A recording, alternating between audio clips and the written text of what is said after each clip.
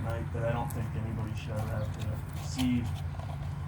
For my little sister, that my dad was dead. It took a really long time for that to sink in. I pretty much immediately went into shock. And then I made the worst phone call that I will ever have to make in my life. I called my grandmother right after that. And it's a sound. The sound of a mother hearing that her son died is a sound I will never erase from my brain. It's a sound that I hear more often than I'd like to hear. 3 days later, my siblings and I got to see our dad one last time before he was cremated.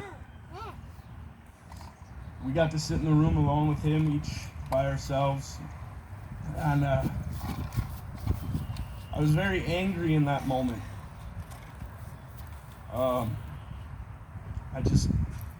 hit the box that he was laying in, and I was really upset because for a long time, my dad and I, we were not close. He was an addict, I was an addict. Neither one of us wanted to get better. Neither one of us really could get better because addiction's not an easy thing to beat. And I got upset with him because I lost my opportunity. And at that moment, I didn't recognize it as, it wasn't his fault.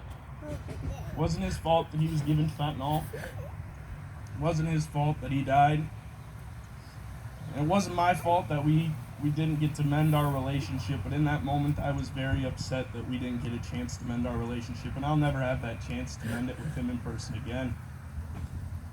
But I can tell you at this point that when I pray and I talk to my dad. That's what I do. I don't talk to God. I talk directly to my dad.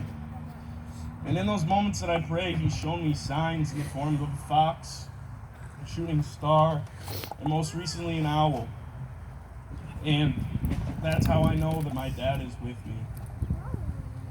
My 15-year-old little brother's not going to be able to walk his graduation walk and see his dad out in the stands like I did. My little sister's not going to be able to walk down the aisle and have her dad walk with her. Fentanyl is killing people. Those people don't want to die.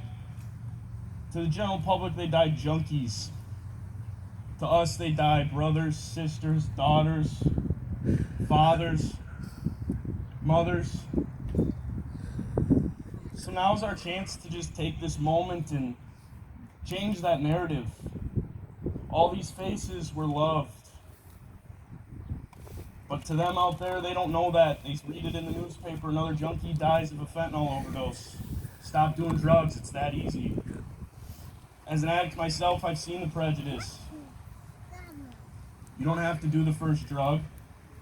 You don't have to take the first drink. But it's not that easy. And the drugs that I choose don't kill me. But now they do because all of them are laced with fentanyl. It doesn't matter what you're doing. So my dad didn't die in vain because my grandmother's taking this as a chance to change the narrative on everything and make sure that fentanyl is understood and that it's killing people and we need to find a way to fix it. Thank you guys for listening.